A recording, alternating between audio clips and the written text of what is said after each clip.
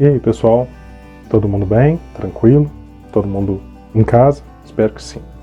Pessoal, agora a gente vai ter uma aula sobre economia colonial.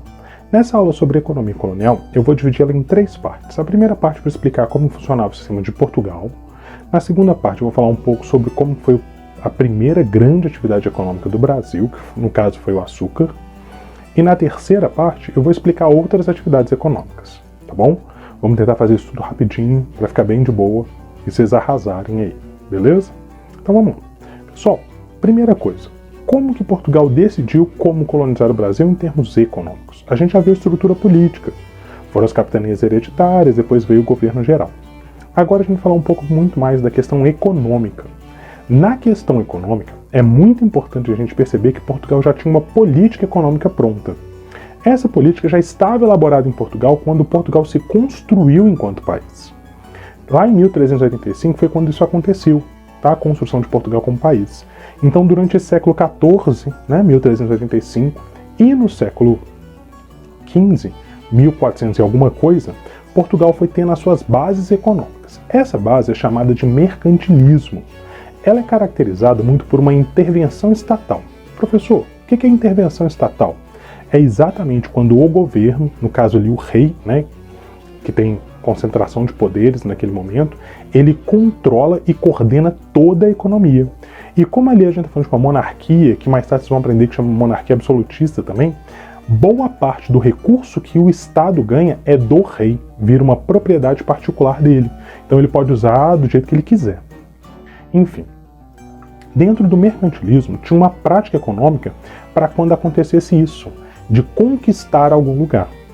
Esse lugar conquistado seria chamado de colônia. Essa colônia, na verdade, seria um local de exploração. Então você vai pegar aquela região e explorar o máximo de riqueza que você puder dela. E enquanto você está explorando uma área, no caso a colônia, esse país que explora vai ser chamado nesse momento de metrópole. Ele é o centro das decisões da colônia. A colônia vai ser um lugar sem autonomia política, ou seja, ela vai ser um pedaço daquele país conquistador. Ela não tem autonomia econômica, vai ser estabelecido sobre ela uma coisa chamada de exclusivismo comercial. O que é isso? Tudo que for produzido nessa colônia deverá ser vendido para a sua metrópole. Então toda colônia ela é meio que obrigada a vender os seus produtos para a metrópole. Tomem cuidado, pessoal. Tem muita gente que acha que o Brasil, por exemplo, dava as coisas para Portugal.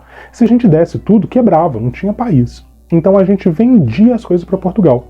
O lucro brasileiro era muito pequeno diante do que podia ser alcançado, porque Portugal pegava esse produto e revendia, inclusive, revendia caro. Só que como a gente está vivendo, a gente foi imposto sobre o nosso território o exclusivismo comercial, a gente não pode sair disso. E aí o que acontece? A gente acaba vivendo o exclusivismo. A gente é obrigado a vender tudo para Portugal. Qualquer coisa que a gente desviasse disso era chamado de ilegal. Crime de lesa majestade, que era um crime gravíssimo naquela época, e cabeças rolavam. Então, essa colônia é uma área total de exploração. Essa ideia de controle, que é chamado de colonialismo naquele momento, envolvia isso que eu acabei de explicar para você, chamado de exclusivismo comercial. Mas era só então tudo que o Brasil produzisse tinha que ser vendido para Portugal? Não. Além disso, tudo que o Brasil precisasse comprar, a colônia portuguesa, que é o nosso nome oficial, a colônia portuguesa precisasse comprar, ela deveria comprar somente de Portugal. E aí os caras, os comerciantes portugueses, os burgueses, eles vendiam as coisas extremamente caras pra gente. Então a gente vendia tendo um lucro muito baixo e comprava tendo um custo muito alto, o que dava 2 vezes mais dinheiro para Portugal, porque eles compravam os nossos produtos baratos e vendiam para nós, esses produtos extremamente caros. Beleza? Pegaram essa primeira ideia? Essa foi a primeira explanação, bem facinha. Economia portuguesa baseada no mercantilismo e, pra gente, o exclusivismo comercial.